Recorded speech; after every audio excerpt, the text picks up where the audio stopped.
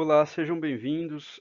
Nessa aula a gente vai entender um pouco sobre como a gente modifica a curva, o ponto de operação mexendo em curvas da bomba e curva do sistema, e algumas etapas de para especificação, por exemplo, de válvulas de controle, ok? Bom, então vamos nos lembrar aqui do que, só para a gente poder dar início à aula. A gente tem o ponto de operação marcado como o encontro entre a curva da bomba e a curva do sistema, né? A gente iguala a head do sistema igual a head da bomba para que a gente possa obter ali o ponto de operação, né? Então, para eu mudar esse ponto de operação, eu posso fazer de duas formas. Ou eu mudo a bomba, ou eu mudo o sistema. Ou eu mudo ambos, né? Mas basicamente eu mudo a bomba, ou eu mudo o sistema e, consequentemente, eu vou mudar o ponto de operação. Vamos entender um pouquinho melhor isso, né? Eu posso alterar a curva da bomba, a curva do sistema. Começando ali pela alteração na curva da bomba. Bom, então mudando a curva da bomba. Como é que eu posso mudar a curva da bomba? Por exemplo, modificando a velocidade de rotação ou o diâmetro do impelidor, e aí você modifica a curva da bomba, tá ok? Então, neste exemplo aqui, a gente tem um caso em que o sistema permanece o mesmo, não é modificado o sistema, você não acrescenta nenhum acidente, nada ao sistema, você simplesmente modifica a velocidade de rotação da bomba. Tá ok? Então, a velocidade de rotação é representada ali por ômega, né? Então, a gente tem que ômega 2 é maior que ômega 1, há uma velocidade de rotação maior, é como se a curva da bomba ela se elevasse um pouquinho, né? A gente está falando aqui de bombas centrífugas, né? Então, e aí, consequentemente, se eu mudar a velocidade de rotação de ômega 1 para ômega 2, eu vou estar mudando a curva da bomba e eu vou estar mudando o ponto de operação, certo? Então, uma forma, por exemplo, de controle da vazão é você mexer, mandar um controlador mexer, por exemplo, na velocidade de rotação da bomba. Isso modifica a curva da bomba, e aí, como o ponto de operação é o encontro entre bomba e sistema, você vai estar modificando o ponto de operação, tá ok? Deste ponto 1 aqui para o outro ponto. Bom, algo absolutamente análogo envolve a mudança do diâmetro do impelidor, o diâmetro rotor. Então, por exemplo, se você coloca para aquele mesmo modelo de bomba, né, se você retira o impelidor e troca ele por um pouco maior, a bombas centrífugas admitem impelidores em determinada faixa, né? Elas não operam com um único diâmetro de impelidor, elas podem operar com alguns diâmetros de impelidor. Então, ao modificar o diâmetro do impelidor, aumentando, por exemplo, esse diâmetro do impelidor, você também vai elevar a curva da bomba. Então, nesse caso, o diâmetro do impelidor é maior que o diâmetro do impelidor ali 2 é maior que o diâmetro do impelidor 1, e aí você modifica a curva da bomba daqui para cá, consequentemente, você está modificando o ponto de operação daqui para cá. Tá ok? Então, a gente tem o ponto de operação ali marcado para DR1, a gente vai ter o ponto de operação marcado para DR2. Ok. E quando a gente não tem a curva da bomba nas novas condições de operação, a gente vai usar as regras de afinidade que eu já vou dizer. Só um detalhe, né? Mexer na velocidade de rotação pode ser feito mudando o set point. Mexer no diâmetro do impelidor, tem que parar a bomba, abrir a bomba, colocar o diâmetro do impelidor e fechar e colocar ela em operação. Então, mexer no diâmetro do impelidor, você não pode usar isso para controle. Mexer na velocidade de rotação, você pode usar isso se você tiver um controlador que manda a bomba mudar de velocidade, tá ok? Bom, quando a gente tem as curvas da bomba nessas novas condições de mudança de diâmetro do impelidor ou, diâmetro, ou mudança da velocidade de rotação, você vai usar a curva da bomba. Quando você não tem a curva da bomba nas novas condições, você pode estimar qual é a nova condição de operação usando regras de afinidade, ou às vezes vocês encontram o termo regra também de similaridade, tá ok? São as mesmas regras, né? Bom, então essas regras de afinidade, você consegue prever ou estimar, né, com determinada precisão, qual vai ser a nova condição de operação. Qual a ideia delas? Eu não vou entrar tanto no detalhe do fundamento, mas eu vou usar aqui, fazer o uso dessas regras. Envolve-se grupos adimensionais. Então, por exemplo, você tem três grupos adimensionais, grupo adimensional 1, grupo adimensional 2, grupo adimensional 3, que estão relacionados a variáveis da operação da bomba. Tudo bem? Então, mediante a variação de, por exemplo, diâmetro do impelidor ou velocidade de rotação, acredita-se, pode-se admitir que essa bomba vai operar mais ou menos da mesma forma, ou esses grupos vão se manter aproximadamente constantes. Estabelecendo igualdade desses grupos, você consegue prever como head, vazão ou potência elétrica gasta podem ser estimados para nova condição de operação da bomba, ok? Vamos ver como é que são utilizadas essas regras. Okay? Bom, então, primeiro, né, estabelecendo igualdade dos dois grupos para os dois pontos quaisquer, pontos P e ponto Q, um ponto anterior e um ponto depois da mudança de operação, é, mediante mudança do diâmetro do impelidor ou velocidade da bomba, a gente estabeleceria igualdade. Esse grupo adimensional 1 no ponto de operação P seria aproximadamente igual ao do grupo adimensional 1 no ponto de operação Q. E aí a gente tem ali vazão e uma relação entre vazão, velocidade de rotação, diâmetro do impelidor, entre os pontos P e Q. A mesma coisa para o grupo adimensional 2, a mesma coisa para o grupo adimensional 3. O grupo adimensional 1 envolvendo vazão, o grupo adimensional 2 envolvendo head, o grupo adimensional 3 envolvendo potência elétrica. Okay? Então, por exemplo, supondo que você mexa apenas na velocidade de rotação da bomba, o diâmetro do impelidor fica a mesma coisa, a gente teria esta relação para vazão. Para conhecido a vazão de um ponto P, eu poderia calcular a vazão de um ponto Q mediante a mudança do diâmetro do impelidor. Mesma coisa para o head, né, usando o grupo adimensional 2. Mesma coisa para a potência elétrica, usando o grupo adimensional 3. Okay? Se eu mudasse o diâmetro do impelidor, eu manteria a velocidade de rotação constante, eu teria ali uma relação envolvendo a vazão do ponto P, a vazão do ponto Q, e os diâmetros de operação do ponto P e o diâmetro do novo ponto de operação, que é o ponto Q. Né? A mesma coisa para os heads, a mesma coisa para a potência elétrica. Tá ok?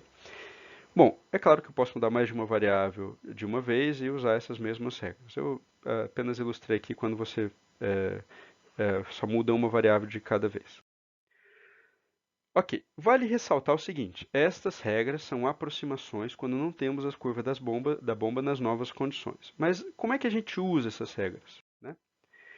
Bom, muitos usam da seguinte forma. Então vamos supor que a gente mude, por exemplo, o diâmetro do impelidor. Eu tenho um ponto P, que eu conheço, é o ponto de operação atual. Alguém vai lá e vai mudar o diâmetro do impelidor e eu quero saber para onde que isso vai. Né? Então, há quem use dessa forma. Você vai pegar as regras de similaridade e vai calcular ali head, vazão, potência elétrica, nas novas condições de operação que vão envolver a mudança do diâmetro do impelidor. E aí você vai obter o ponto Q e acreditar que esse é o novo ponto de operação. Tudo bem? Bom, isso está certo? A resposta é não, isso tem um erro, né? Não é só pela aproximação, mas pelo seguinte. Observa que em nenhum momento essas regras de similaridade levaram em conta a curva do sistema, que geralmente se dispõe. Tudo bem? Então, o ponto Q pode sair da curva do sistema. Ele não tem nada que o obrigue, segundo esses cálculos que a gente fez aqui, de jogar o ponto Q dentro do sistema. Então, isso é um erro. Uma forma mais adequada é você usar essas regras para corrigir um novo ponto de operação, corrigir a curva da bomba. E aí fazer a equivalência entre a curva da bomba e a curva do sistema, e você vai estar caindo em um ponto que é um ponto de encontro entre a curva da bomba e a curva do sistema. Com certeza esse novo ponto estaria na curva do sistema. Ok? Bom, então o cálculo não levou em conta a consideração do sistema, né? E ele pode até corrigir a curva da bomba, é o que a gente está falando, mas a gente depois tem que pegar essa curva da bomba e bater com a curva do sistema. O ponto de operação, na verdade, seria o encontro ali entre eles. Okay? Vamos ver um exemplo. Então, eu peguei aqui uma bomba industrial, tudo bem? E a gente tem ali a curva que o fabricante fornece para o diâmetro de 7,55 polegadas e 8,375 polegadas de diâmetro do impelidor. Eu desejo mudar o diâmetro do impelidor de 7,55 para 8,375 e avaliar um novo ponto de operação. Aqui eu tenho a curva da bomba na nova condição. Mas eu vou fazer de conta que eu não tenho para usar a regra de similaridade e até comparar com o resultado que é fornecido ali pelo fabricante. Tudo bem? Então, eu tenho este ponto de operação atual, né? Eu vou querer passar para este ponto de operação. Ali eu sei qual é o ponto de operação porque eu tenho a curva do fabricante. Mas se eu usar a regra de similaridade, como que dá o resultado? Né? E como é que eu uso a regra de similaridade? Tudo bem, então suponha que não tenha curva para 8.375 e eu quero obter isso por regras de similaridade ou afinidade. Bom, então a gente tem, extraindo os dados ali, né, a curva do sistema é dada por isso daqui, eu extraí esses dados com um programa que pega os pontos, tudo bem? E a curva da bomba para o diâmetro do impelidor de 7,55, eu também extraí os dados ali e ajustei um polinômio e essa curva da bomba. Então, em um exercício normal, esses dados já seriam dados, o head do sistema e o head da bomba para a condição do impelidor atual. Tudo bem? Bom, então quando eu mudo a regra, o diâmetro do impelidor, como é que eu vou poder saber como esta equação vai se adaptar para uma nova condição? Tudo bem? Então, usando as regras de afinidade ali, a gente tem que o head do dr1 é o head do dr2, uma razão ali que envolve o dr1 e o dr2. A vazão dr1 é igual à vazão dr2, uma relação que envolve dr1 e dr2 ao quadrado, diâmetro do rotor. Quando eu substituo esse head dr1, vazão dr1 na equação da curva ali de 7,55, a condição 1 ali é a condição de 7,55. Eu vou obter uma equação que envolve o head em dr2, né, e a vazão em dr2, tudo bem? E a razão dos diâmetros rotores eu tenho. E aí eu consigo obter uma curva da bomba para a nova condição. Essa curva foi estimada pegando a curva que eu tenho para a condição de 7,55 e usando as regras de afinidade, tá ok? E aí eu tenho ali a razão dos diâmetros dos rotores, eu substituo, eu vou ter o head do R2, tudo bem? Bom, e aí eu vou comparar. Né? Eu tenho em verde ali, é fornecida pelo fabricante, eu tenho desculpa, verde construído pela equação, azul é fornecida pelo fabricante. E eu observo uma ótima aderência entre esses pontos, certo? Então, a fornecida pelo fabricante e a que eu obtenho ajustando a equação são bastante aderentes, elas são próximas uma da outra. A regra de afinidade não levou a um erro significativo nesse caso, tá ok? Agora, com esta equação construída, eu vou determinar o ponto de operação. Então, com esta equação construída, eu vou pegar o head do sistema, vou igualar ao head da bomba e vou fazer as continhas ali por Bhaskara, né? Eu tenho a equação ali envolvendo Bhaskara e eu vou obter o novo ponto de operação, né? Obtendo o novo ponto de operação, eu tenho ali a vazão, a vazão do ponto de operação. Por Bhaskara ele tem uma raiz negativa que não me interessa. A vazão no ponto de operação é 57,51 metros cúbicos por hora. E substituindo ali na equação do sistema, eu vou ter o head na nova condição de operação. Graficando isso daqui, né, a gente observa ali o ponto de operação atual, o ponto de operação ali que envolve o encontro da curva da bomba com a curva do sistema, né? E eu coloquei aqui do lado também qual seria o ponto de operação se eu usasse diretamente a regra de afinidade sem me preocupar se isso cairia na curva do sistema, tá ok? E ele realmente não cai na curva do sistema. Tem um pequeno desvio ali, né? Esse ponto, segundo ponto aqui, né? Envolve ali se eu usar a regra de afinidade direta, como muitos fazem, mas eu vou estar caindo fora da curva do sistema, tá ok? Deixo para vocês reproduzirem esses cálculos aí.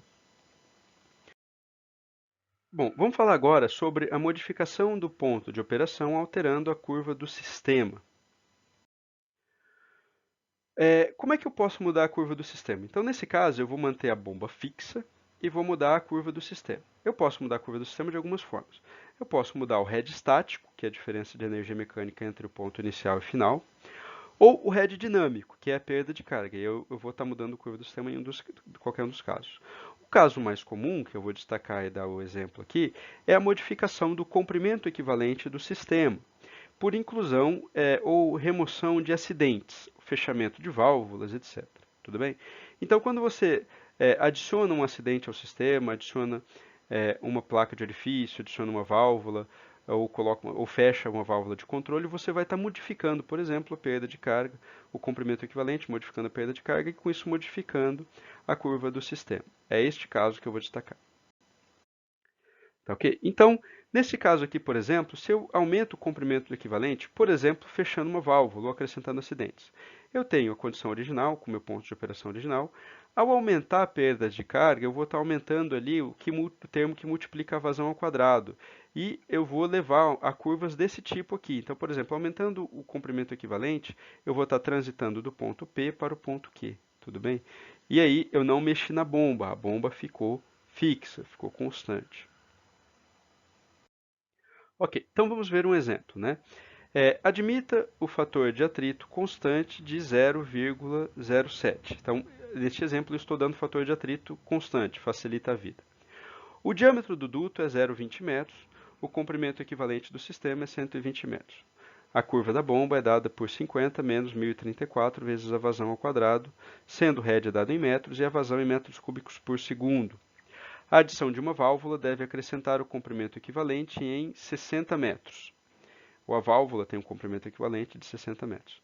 Obtenha os pontos de operação com e sem a adição da válvula. Tá ok?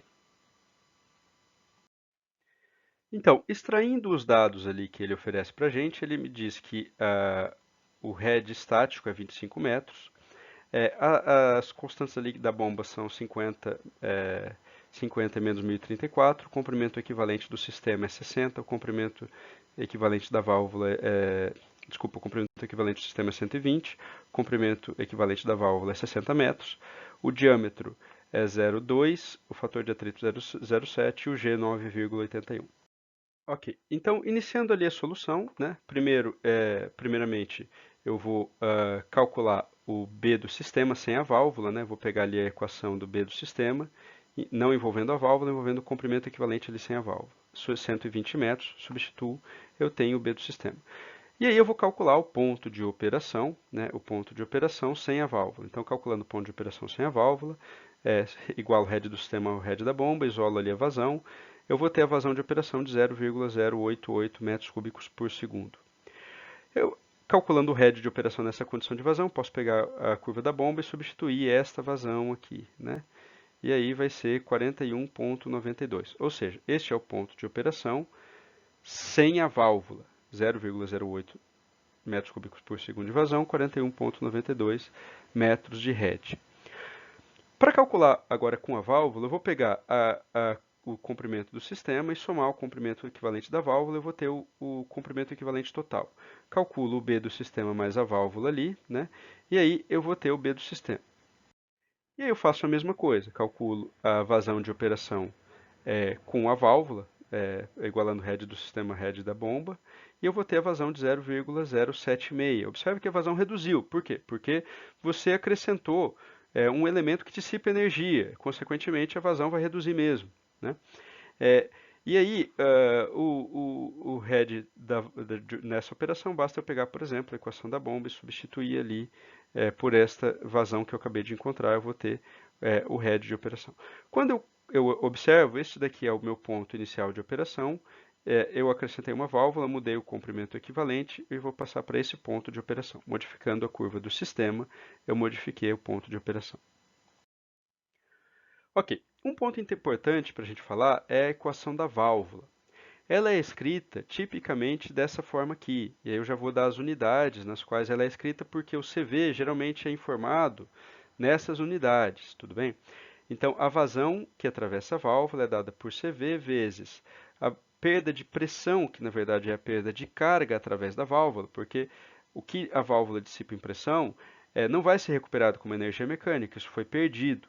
Então, é a perda de carga que acontece através da válvula, que pode também ser representada em unidade de metros, mas aqui está em ΔP, sendo representado em unidades de pressão, dividido pela densidade relativa ali do fluido em relação à água a 60 graus Fahrenheit, né?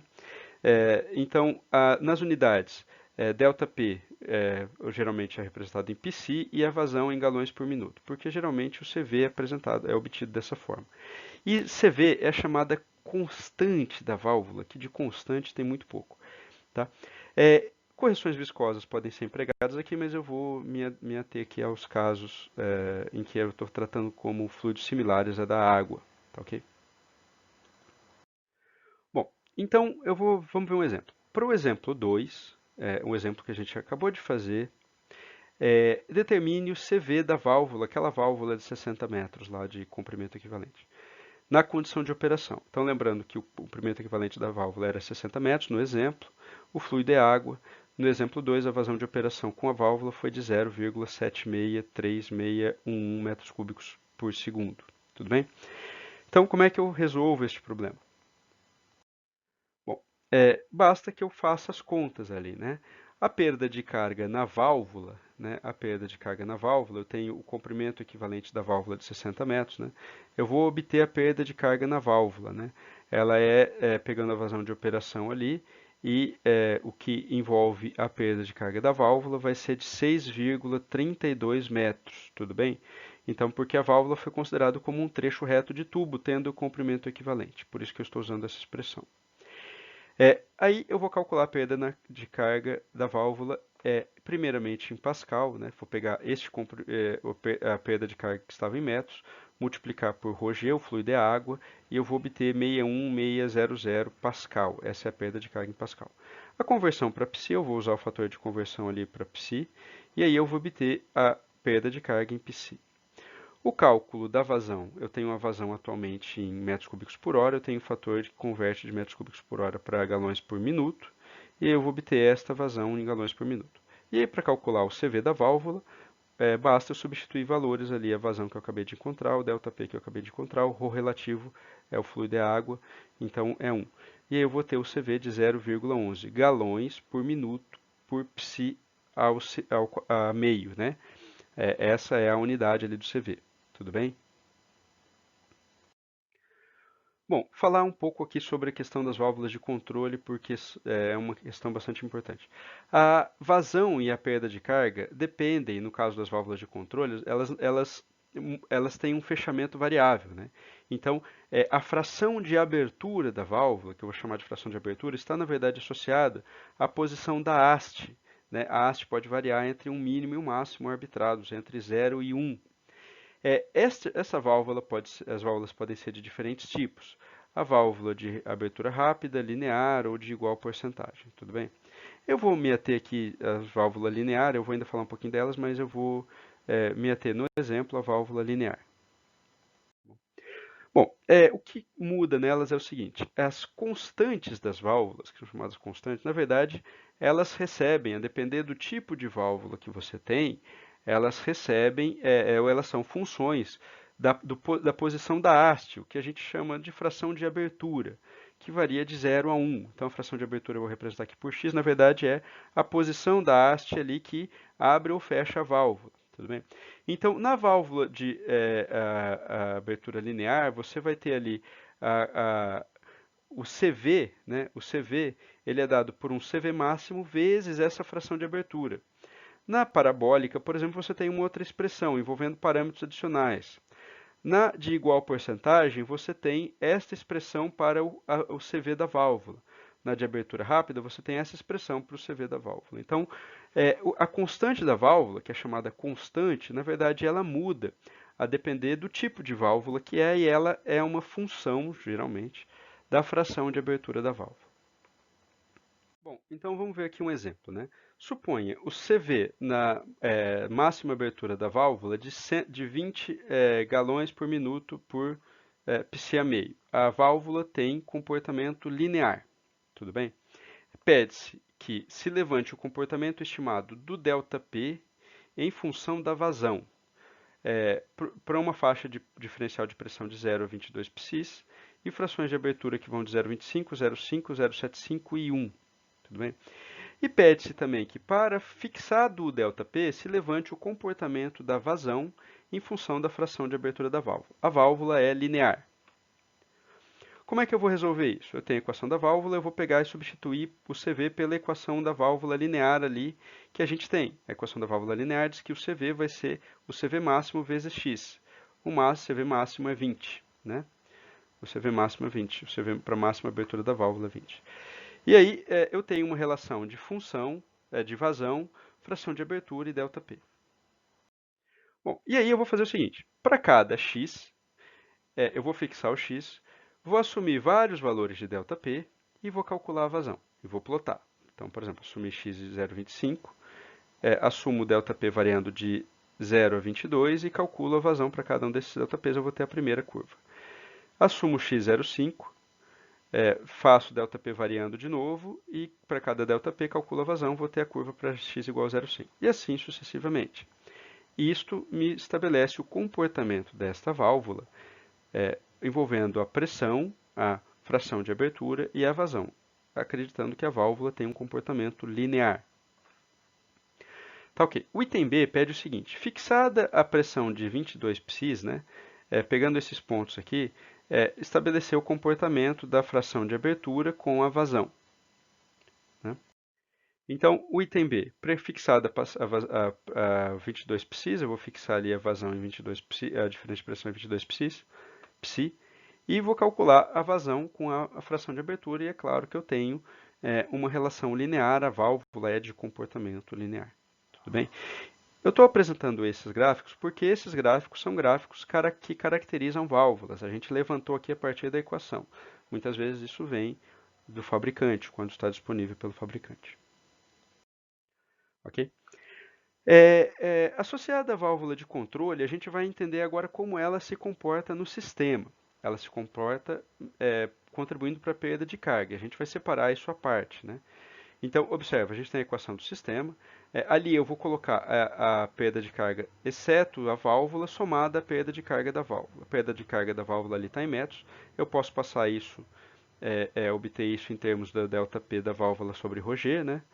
E esse ΔP da válvula eu posso pegar a equação da válvula que envolve o CV.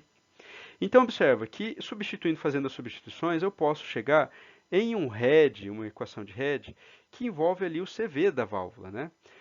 E aí eu tenho como obter, mediante o conhecimento do CV, como o head do sistema se comporta.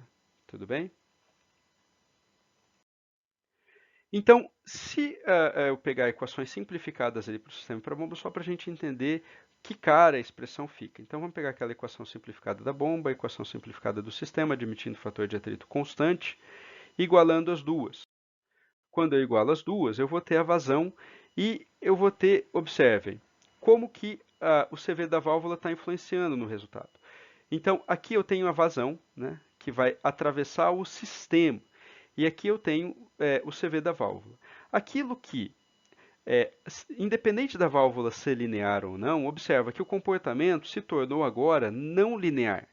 Tudo bem? Aquilo que antes a vazão variava linearmente com a válvula, agora ela não varia mais linearmente com a abertura da válvula, com o CV da válvula. Ela se mantém, ela tem ali uma dependência não linear que foi introduzida pelas equações, né? Então, a característica da válvula inerente pode ser até linear, mas no sistema ela vai ser não linear, tudo bem? Outras válvulas, pelo oposto, podem ter uma característica inerente não linear e no sistema se comportarem de forma aproximadamente linear, tudo bem? Mas a gente tem ali como que o CV da válvula influencia a vazão. Neste caso aqui, dessa expressão que a gente pode trabalhar por ela, porque ela é simplificada. Quando a gente tem que trabalhar com a expressão sem simplificações, a gente vai só obter soluções numéricas. Ok? Então, uma válvula ali que tiver comportamento linear inerente não terá um comportamento linear instalado. Eu vou falar aqui porque isso é bastante importante. Uma heurística, mas é comum que quando você está em uma fase de projeto, você adote a perda de carga nas válvulas, um valor ali heurístico para poder especificar qual é a válvula de controle. Tudo bem? Uma heurística diz que você vai admitir que a válvula vai ser responsável por 20 a 30% da perda de carga total. Tudo bem? Então, como condição de projeto, geralmente a gente tem os dados do nosso sistema, a gente tem as vazões que a gente quer operar e tudo mais, e a gente vai buscar que válvulas, como é que a gente vai controlar esse processo. Usando esta heurística, eu consigo determinar ali CVs das válvulas que sejam boas válvulas para controle, e aí buscar essas informações nos fabricantes. Tudo bem? Vamos ver um exemplo. Então, seja o comprimento equivalente de 140 metros, vazão de operação de 0,05 metros cúbicos por segundo. A velocidade econômica é de 1,5 metros por segundo, ou seja, a velocidade na condição de operação é 1,5 metros por segundo. O sistema pode operar entre uma vazão mínima de 0,3 e uma vazão máxima de 0,07. A rugosidade é 5 vezes 10 a menos 3 metros. Estime a constante das válvulas nas condições de operação de vazão máxima e mínima e admita que o fluido é água. Tudo bem? Então, vou pegar ali os dados, o fluido água, rugosidade, o comprimento equivalente, a velocidade na condição de operação, a vazão na condição de operação, a vazão máxima, a vazão mínima, o fluido é água, a densidade relativa é 1. Ok, então como é que eu vou fazer as contas? Eu vou pegar aqui e calcular o diâmetro, dada a velocidade, o diâmetro é de 0,20 metros. Vou calcular agora pegando para a condição de máxima operação, ou seja, eu estou no cenário de projeto, eu calculei o diâmetro, né? Calculei o diâmetro, agora, com esse diâmetro fixo, eu vou calcular as condições de máxima vazão e mínima vazão. Condição de máxima vazão, substituo ali a equação da vazão pela área, e vou obter a velocidade máxima de operação é 2,1. Calculo o Reynolds para essa condição de máxima vazão. Calculo o fator de atrito para esta condição de máxima vazão. Calculo a perda de carga total, exceto a válvula, para essa condição de máxima vazão. Tudo bem? Então, a perda de carga total, exceto a válvula, ela está aqui. A perda de carga da válvula, lembram-se lá do critério heurístico? Ela deve somar entre 20% a 30%. Na condição de máxima vazão, é quando a válvula vai estar mais aberta. E aí, na condição de máxima vazão, ela daquele 20% a 30% vai ser o 20%. Né? Ou seja, a válvula vai ter 20% da perda de carga total, ela vai estar o máximo aberta possível. Então, usando ali a relação, né, a perda de carga da válvula na condição de máxima e a perda de carga ali do sistema sem a válvula na condição de máxima vazão. Usando a relação de que os dois têm que somar 100%, eu consigo obter a perda de carga da válvula na condição de máxima vazão. E isso vai me dar 1,91 metros. Tudo bem? Então, aí eu vou poder obter o CV da válvula na condição de máxima vazão. Eu pego e substituo a equação da válvula ali na condição de máxima vazão. Isso vai estar associado a alguma fração de abertura. Qual é a fração de abertura? Depende do tipo de válvula que você vai ter, né? Se ela é linear, se ela é de igual porcentagem, enfim. Eu vou repetir os cálculos para a condição de mínima vazão. Então, para a condição de mínima vazão, calculo a velocidade, calculo o Reynolds, calculo o fator de atrito, calculo a perda de carga no sistema, exceto a válvula. E aí, a condição de aquela heurística de 20% a 30%, quando eu fechar mais a válvula, ela vai ser responsável por 30% da perda de carga total. Então, na condição de 30% ali, né, somando a perda de carga do sistema, a perda de carga que eu tenho no sistema, exceto a válvula na condição de mínima vazão, somada a perda de carga na válvula na condição de mínima vazão, eles têm que somar 100%. Então eu consigo pegar ali uma relação de equivalência e obter a perda de carga da válvula na condição de menor vazão. Né? E aí eu obtenho o CV mínimo. E aí eu tenho o CV máximo, o CV na condição de máxima operação, o CV na condição de mínima operação. Vou procurar, por exemplo, em fabricantes de válvulas, válvulas que atendam a estas condições de CVs. Tudo bem? Bom, então aqui está a bibliografia consultada, aqui livros e sites aí que foram consultados. Vocês podem consultar as referências originais para melhor entendimento. Ok? É isso. Obrigado. Ok, obrigado.